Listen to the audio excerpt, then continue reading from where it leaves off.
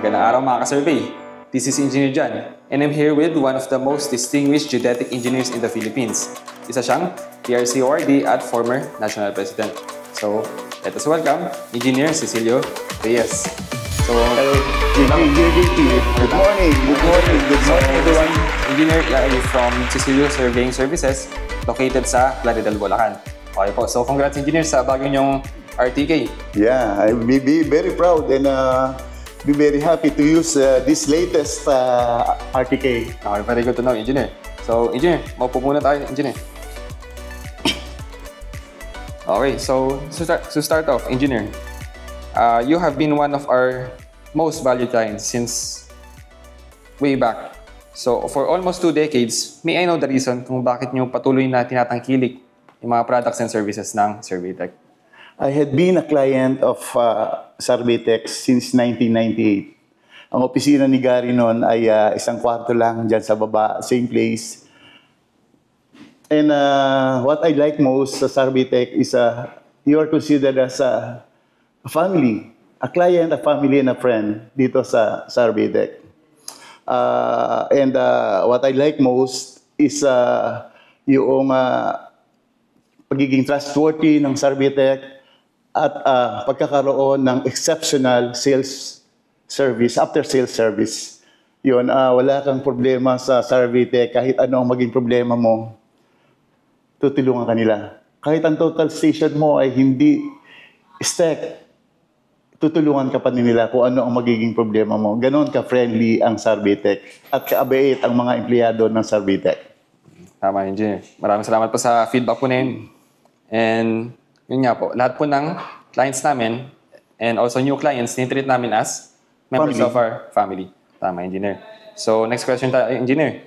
So, as a meticulous geodetic engineer, ano bang hinahanap nyo sa isang service provider? Katulad nga ng nasabi ko, ang pagiging trustworthy, ang pagiging friendly, at ang pagiging pagkakaroon ng exceptional after-sales service, yun yung importante sa sales provider. At siyempre, bilang sales provider ka, hahanap ka ng instrumento na reliable, na accurate, at siguradong hindi mapapahiya ang magbebenta. Yun yung hinahanap ko sa provider. Okay, tama nga po, Engineer. Yun talaga yung mga qualifications. Qualification, siyempre. Ang unang-una kasi talaga is, siyempre, the quality of what you sell. And it's one of the best in the field right now. And the employees like Engineer JP, Anthony, June, and everyone, Kuya Lori, Kuya Jay, and everyone, they are really, really a good friend that will help you during, may kailangan ka sa nila. So, yun na nga po, yung mga, although minimum qualifications yun, syempre, nagbibigay kami ng more para sa client namin, para ma-feel nila na nakakaroon sila ng bargain. Kasi yun yung gusto namin na goal namin, na hindi lang kami makapagbigay ng bare minimum para sa clients namin, so nagbibigay kami ng more than what they ask for. Okay? So, I've heard na before, ibang brand na RTK yung ginagamit nyo po. So, ang matatanong ko, Engineer, nahirapan ba kayo sa transition from the previous RTK to STEC? As I had mentioned, I had been using the other brand of instrument since 2009. I'm one of the first RTK user. And in my transition, in using the STEC, it's really, really, ang dali ng operation, very user-friendly. At ang STEC ngayon ay one of the best RTK in town. So, nandyan na ngayon yung SDI na you can use, you can survey using the laser, you can get the distance, you can get the coordinates using the laser equipment of the new STEC. Okay po. Good to know. So, anong particular situation rin na nagamit mo yung SDI na hindi mo nagamit sa mga conventional RTK? Yeah. There are instances na nag-aaway ang magkapitbahay na wala kang authority o hindi nag-confirm yung iyong adjoining owner. Hindi mo masukat, hindi mo mapupuntahan at madidemanda ka ng trespassing. So using this technology, you can use it as a like a total station na laser equipment siya, you point to the corner where you want to survey, and then you can get the coordinates of that corner. So, wala ka ng danger na mademanda ng trespassing because this tech has now a laser technology that measure distance like a total station. Tama, engineer. Tsaka most of the time, engineer, no? Pag mag-survey tayo na may ganyan, magtatayo pa tayo ng total station. Pero dito, ganun lang kahanda. Yeah, So, hindi na nating magdala ng total station for those situations. Like this new one here, I heard na hindi mo na kailangan ng pole. Hindi na kailangan po ng pole. Hindi na kailangan ng pole. You can measure without even using the pole. This is how great this new S-Tech is. What do you call this model? STI. STI. This is the latest technology now of the S-Tech. So I'm really very proud to have this one now.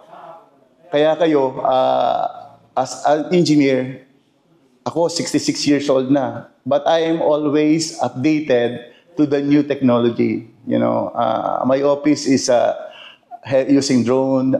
We are using the new stack, and everybody knows that every time that there will be new instrument, I will always upgrade to the latest. Engineer JP.